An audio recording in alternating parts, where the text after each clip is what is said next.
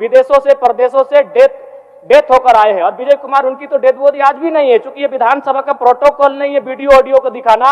अगर आप सुनेंगे तो आप भी रो देंगे अध्यक्ष महोदय। जब उसको गोली लगी सऊदी अरबिया में, उस व्यक्ति ने मरते मरते अपनी पत्नी को व्हाट्सएप में वॉइस नोट किया कि मैया के मैया हम नाय बचबो, हमरा गोली लग गया, पानियो नहीं मिलल, हम 1 घंटा से यहाँ रोडवा में पड़ल लियो, अपन फोटोआ भेज रही हो खींच के, एटे देख लिए हमारे एटे आखिरी फोटो लगो। ये दुर्दशा है। इसलिए केवल प्रक्रियाधीन है, विचाराधीन है। इस बात को लेकर कौन संतुष्ट होगा अध्यक्ष महोदय? सूचनाओं को सदन के सामने अविस्ताव के माध्यम से रखा है, सरकार ग्रहण करती है और इस पर आने वाला दिन में निश्चित कार्रवाई।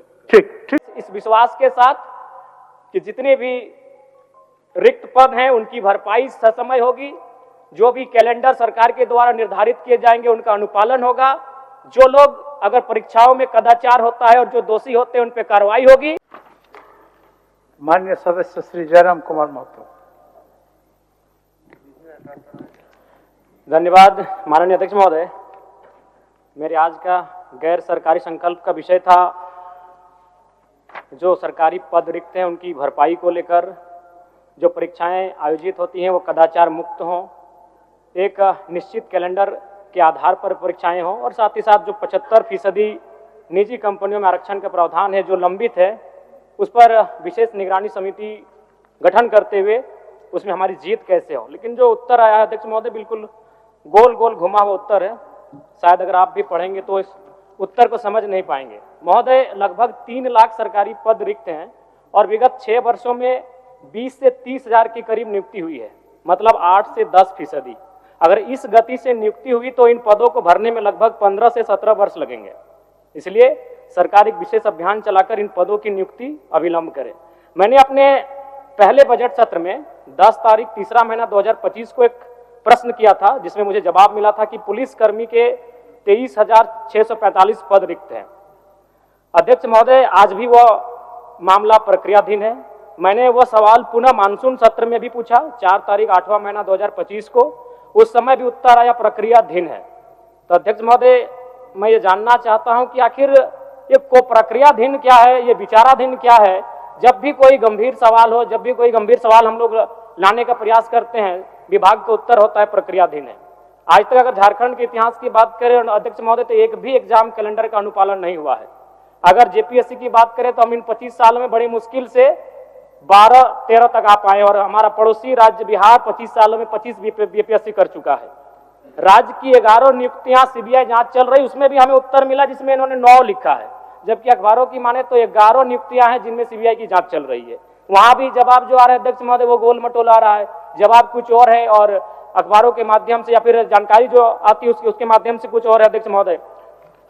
यहां तक कि अध्यक्ष महोदय, वर्ष 2006 में अखबार की सुर्खियों में एक टैगलाइन था, एक शीर्षक था कि जेपीएससी घोटाले के अभियुक्त आज कोर्ट में होंगे उपस्थित। इनमें जो नाम थे वो एसपी, डीएसपी, एडीएम और टीओ जैसे अधिकारी थे। यहीं तक एक छात्र ने यहां तक कहा था, इन व्यवस्थाओं से दुखी होकर क्यों ना मैं नक्सली बन जाऊं। इसलिए आज मैं स्पष्ट उत्तर चाहता हूं, और चूंकि माननीय वित्त मंत्री, उनका एक बयान भी था कि हम लोग 4 वर्षों में जो भी लंबित हैं, जो भी पद रिक्त हैं, उनकी भरपाई कर लेंगे, और बिल्कुल मैं उनका उस आश्वासन का भी आदर करता हूं। लेकिन आज मैं आज स्पष्ट उत्तर चाहता हूं मंत्री महोदय से, जो भी मेरा उत्तर देंगे कि जो पद रिक्त है लगभग 2,87,000 हैं, उनकी भरपाई कब तक हो जाएगी? माननीय मंत्री जी। अध्यक्ष महोदय, हम लोग ने बड़ी स्पष्ट जवाब दिया है माननीय सदस्य का विस्तार के संदर्भ। 24/12/2021 को झारखंड के निजी क्षेत्र में स्थानीय उम्मीदवारों को नियोजन अधिनियम 2021 प्रचारित किया गया है, जिसके माध्यम से झारखंड राज्य में नियोक्ता द्वारा निजी क्षेत्र में स्थानीय उम्मीदवारों को 50% आरक्षण देने का मामला। लेकिन WP 56/88/2024 के मामले में माननीय उच्च न्यायालय रांची द्वारा दिनांक 11/12/24 को पारित न्यायाधीश की खंडिका 6 द्वारा तत्काल रोक लगा दिया गया, जो अभिभावक के माध्यम से उन्होंने पूछा है सरकार चीज पर। और वित्त विभाग के पत्रांक के द्वारा 4/12/25 द्वारा वित्त विभाग के COBT पोर्टल के उपलब्ध ये फाइनेंशियल 25-26 के अनुसार वर्तमान राज्य में अधिकारी कर्मचारियों का नामांकित कुल संख्या 3,49,400 6 तथा उसके विरुद्ध कार्यरत बरकुल 188 520 अनुसूचित है। जितना वो आंकड़ा बता रहे हैं माननीय अध्यक्ष महोदय उससे कम है। हाँ, रिक्तियां हैं, इस बात को हम लोग स्वीकार करते हैं। राज्य में सरकारी नियुक्तियों के विरुद्ध 9 नियुक्तियों में सीबीआई जांच चल रही है, जैसे इन्होंने लगाया कि 11 नियुक्तियों में। तो इस तरीके से राज्य सरकार, और एक मामला इन्होंने उठाया कि विधायकों की समिति बने, उसके कम से कम 5 विधायकों की समिति बनाई जाए जो इन गंभीर विषयों पर निगरानी रखे, इनका मामला था। लेकिन राज्य सरकार के पास में सरकारी रिक्त पदों को लेकर के इस तरह का कोई मसला अभी लंबित नहीं है, ये बात को भी हम लोगों ने स्पष्ट कर दिया। और सरकार पारदर्शिता से सभी रिक्तियों पर नियुक्तियां करा रही है और नियुक्तियां बांट भी रही है। अभी हाल के दिनों में भी 10,000 के लगभग नियुक्तियों के लिए बांटा गया और भी प्रक्रिया दिन अभी सीजीएल वाला भी परीक्षा प्रकाशित करने का कोर्ट ने निर्देशित किया, उसमें भी बहुत लोगों को होगा। इस तरीके से अन्य रिक्तियों को भरने के लिए सरकार प्रयासरत है और हम लोग चाहते हैं कि 1 साल के अंदर में 26,000 से अधिक नियुक्तियां सरकार ने की है, आने वाला दिन में करेगी। हम विश्वास दिलाते हैं माननीय सदस्य को कि पारदर्शिता से सरकार काम करेगी और उन मसलों को सरकार गंभीरता से लेगी। माननीय सदस्य इस चीजों को उठाने का प्रयास, माननीय सदस्य से मेरा आग्रह होगा कि अपनी अविस्तार को वापस। अध्यक्ष महोदय, मंत्री महोदय ने भी केवल जो विभाग से उनको उत्तर मिला उसे पढ़ के सुना दिया। अगर आप कहें तो हम भी पढ़ के सुना सकते हैं कि 11 कौन सी नियुक्तियां हैं जिनमें जांच हो रही है, जांच एजेंसियों की निगरानी में है। वो उत्तर उनको लिख के दिया गया है 9, वो भी बोल रहे हैं 9। और ठीक है, उन्होंने कहा कि 1 वर्षों में जो 25 से 30,000 की नियुक्तियां का जो मामला है वो आश्वासन दें कि उनकी भरपाई 1 वर्षों में हो जाएगी। वो कहें कि वो आश्वासन दे रहे हैं कि 1 वर्ष में, यानी आज की तारीख से ठीक आज की तारीख तक 25 से 30,000 पदों की भरपाई होगी। मंत्री महोदय आश्वासन दें। माननीय मंत्री जी, हमने कहा कि विगत से अभी तक 1 साल के अंदर में 26,000 के लगभग नियुक्ति हो गई है, चाहे सरकारी या गैर सरकारी क्षेत्रों में, मैंने ये कहा है। और अन्य रिक्तियों पर भी गंभीरता से सरकार नियुक्तियां करेगी, हर प्रक्रिया इसको पारदर्शिता से करेगी, यही मैं बताना चाह रहा हूं। अध्यक्ष महोदय, नहीं, सवाल अभी खत्म नहीं हुआ। अध्यक्ष महोदय, मेरा इसमें और एक था कि राज्य सरकार ने 2022 में एक जो नियम निर्धारण किया था कि निजी क्षेत्रों में भी 75% आरक्षण की व्यवस्था की जाएगी, और लगभग 2 सालों तक वो व्यवस्था रही। फिर 2024 में दिसंबर के महीने में हाईकोर्ट का एक सुनवाई होती है हाईकोर्ट के माध्यम से, और उस नियम पर रोक लगा दिया जाता है। तो मेरा कहना यह है कि आज लगभग साल भर बीत जाएंगे, दिसंबर का महीना है, हम लोग दिसंबर के महीने में फिर आ चुके हैं, 1 साल होने को है। तो सरकार कितनी गंभीर है? बार बार तो कह रहे हैं मंत्री महोदय की सरकार गंभीर है, सरकार गंभीर है। तो सरकार कितनी गंभीर है कि 1 वर्ष होने के बाद भी उस पर हमारी कोई पहल नहीं? अध्यक्ष महोदय, आप भी जानते हैं कि इस राज्य की परिस्थिति क्या है। 2002 में हमारे साथ क्या हुआ, स्थानीय नीति की बात को लेकर मामला हाईकोर्ट में गया। हमारी राज्य की सरकार, हमारी विधायिका गंभीर नहीं होने के कारण आज उसकी दुर्दशा आज भी राज्य के युवा भुगत रहे हैं, आज भी राज्य के निवासी भुगत रहे हैं। तो हम चाहते हैं कि अधिकारियों के भरोसे मंत्रीगण ना बैठे, अधिकारियों के भरोसे सरकार ना बैठे, विधायिका की जवाबदेही हो, विधायिका की जिम्मेवारी हो। और ये चूंकि 1 वर्ष बीत चुका है कि भाई मामला कोर्ट में लंबित है, तो उसके लिए सरकार क्या कर रही है, मैं माननीय मंत्री महोदय से जानना चाहता हूँ।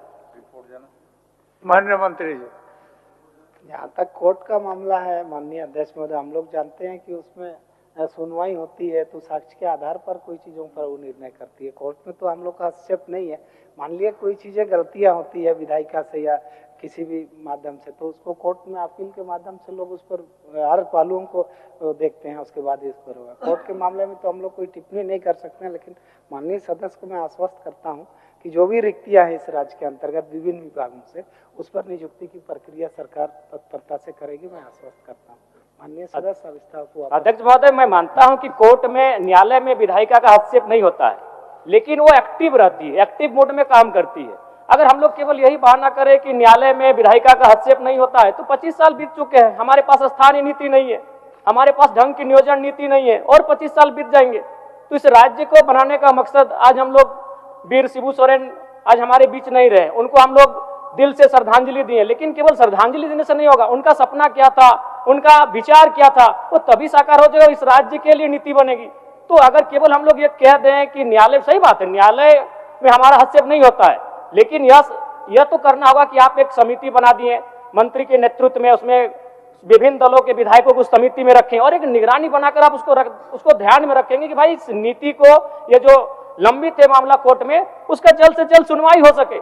महोदय, इस पर मैं इसलिए गंभीर हूं और मैं व्यक्तिगत रूप से इसलिए गंभीर हूं क्योंकि मैं जिस विधानसभा से आता हूं, मैंने आपको उस दिन भी कहा था अध्यक्ष महोदय कि विगत 1 महीना 1.5 महीना में मेरे विधानसभा से लगभग 15-16 नौजवान विदेशों से, प्रदेशों से डेथ होकर आए हैं और विजय कुमार उनकी तो डेथ बॉडी आज भी नहीं है। चूंकि ये विधानसभा का प्रोटोकॉल नहीं है वीडियो ऑडियो को दिखाना, अगर आप सुनेंगे तो आप भी रो देंगे अध्यक्ष महोदय। जब उसको गोली लगी सऊदी अरबिया में, उस व्यक्ति ने मरते मरते अपनी पत्नी को व्हाट्सएप में वॉइस नोट किया कि मैया के मैया हम नाय बचबो, हमरा गोली लग गया, पानियो नहीं मिलल, हम 1 घंटा से यहाँ रोडवा में पड़ल लियो, अपन फोटोआ भेज रही खींच के, एटे देख लिए हमारे एटे आखिरी फोटो लगो। ये दुर्दशा है। इसलिए केवल प्रक्रियाधीन है, विचाराधीन है, इस बात को लेकर कौन संतुष्ट होगा अध्यक्ष महोदय? एक नहीं। और अगर मैं भगोदर को जोड़ लूं, बिशुनगढ़ को जोड़ लूं, बरकट्ठा को जोड़ लूं, पीरटाड़ को जोड़ लूं, टुंडी तोपचाची को जोड़ लूं, अगर गोमिया को जोड़ लूं तो लगभग मैंने डेटा निकाले अध्यक्ष महोदय 70-74 नौजवानों का डेथ विदेशों में और अन्य राज्यों में क्यों हुआ? वो रोजगार की तलाश में गए थे, वो अधिकारी बनने नहीं गए थे, वो इंजीनियर, डॉक्टर, वकील बनने नहीं गए थे, वो मजदूर बनने गए थे और मजदूर बनने के क्रम में वो मर जाते हैं। ये हमारे राज्य का दुर्भाग्य है। इसीलिए मैं चाहता हूं कि इन मुद्दों पर राज्य सरकार गंभीर रहे, इसीलिए मैं चाहता हूं कि इन मुद्दों पर माननीय मंत्री गंभीर रहे और एक समिति का निर्माण करे और बिल्कुल वो निगरानी में रखे। न्यायपालिका अलग होती है, विधायिका अलग होती है, लेकिन वो निगरानी रख सकती है। इसलिए मैं आग्रह करता हूं कि वो आश्वस्त करे कि ये जो मामला कोर्ट में लंबित है उसमें राज्य सरकार गंभीर होकर उसको निगरानी में रखेगी। जयराम जी, इसी सुझाव के साथ अपना अभिस्ताव वापस लिए, तो आप जो सुझाव दिए माननीय मंत्री जी को वो तो ग्रहण किए। इसी के साथ माननीय मंत्री जी कह दे अपने मुझ पुनः एक बार आश्वासन। अच्छा, एक बार बोल दीजिए माननीय मंत्री जी, अध्यक्ष महोदय एक बार बोल दीजिए। माननीय सदस्य ने जिन सूचनाओं को सदन के सामने अभिस्ताव के माध्यम से रखा है, सरकार ग्रहण करती है और इस पर आने वाला दिन में निश्चित कार्रवाई। ठीक है अध्यक्ष महोदय, मैं इस विश्वास के साथ कि जितने भी रिक्त पद हैं उनकी भरपाई ससमय होगी, जो भी कैलेंडर सरकार के द्वारा निर्धारित किए जाएंगे उनका अनुपालन होगा, जो लोग अगर परीक्षाओं में कदाचार होता है और जो दोषी होते हैं उन पर कार्रवाई होगी और साथ ही साथ जो 75% निजी कंपनियों में भी आरक्षण का मसला है उस पर सरकार गंभीरता पूर्वक निगरानी करते हुए उसमें हमारी जीत कैसे हो और 2002 में हमारे साथ जो हुआ है वो घटना, वो पुनरावृत्ति दोबारा दोहराई ना जाए, ये कार्य सरकार करेगी। मैं इसी विश्वास के साथ, इसी उम्मीद के साथ अपने अभिस्ताव प्रस्ताव को वापस लेता हूं। धन्यवाद।